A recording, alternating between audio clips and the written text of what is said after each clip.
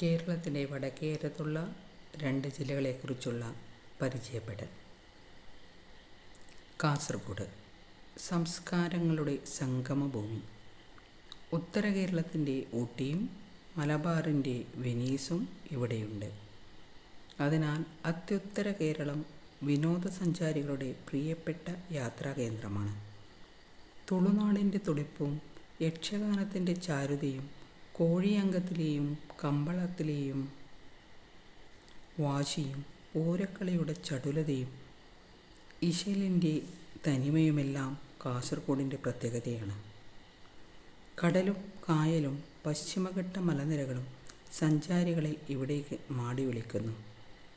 വലിയ പറമ്പും ബേക്കൽ കോട്ടയും മഞ്ചേശ്വരം ജൈനബസതിയും അനന്തപുരം ക്ഷേത്രവും മാലിക് ദിനാർ പള്ളിയും ബേള വ്യാകുലമാതാ പള്ളിയുമെല്ലാം വേറിട്ട കാഴ്ചയാണ് സഞ്ചാരികൾക്ക് പകർന്നു നൽകുന്നത്.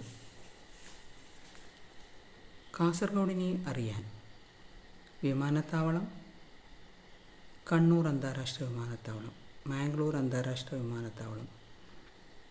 റെയിൽവേ കാസർഗോഡ് കാഞ്ഞങ്ങാട്.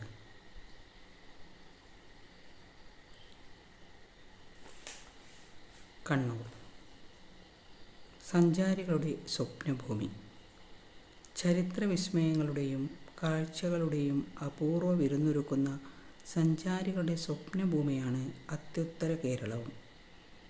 സംസ്കാരവും ചരിത്രവും തിലകക്കുറി ചാർത്തുന്ന നാട്. നാട്ടുനന്മയും നാടൻ കലകളും ഒത്തുചേരുന്ന ഇടം. എത്ര വർണ്ണിച്ചാലും തീരാത്ത മനോഹര ഭൂമിക. ഉത്തര കേരളത്തിലേക്കുള്ള ഓരോ യാത്രയും ചരിത്രത്തിലേക്കും സംസ്കാരത്തിലേക്കുമുള്ള യാത്ര തന്നെയാണ്.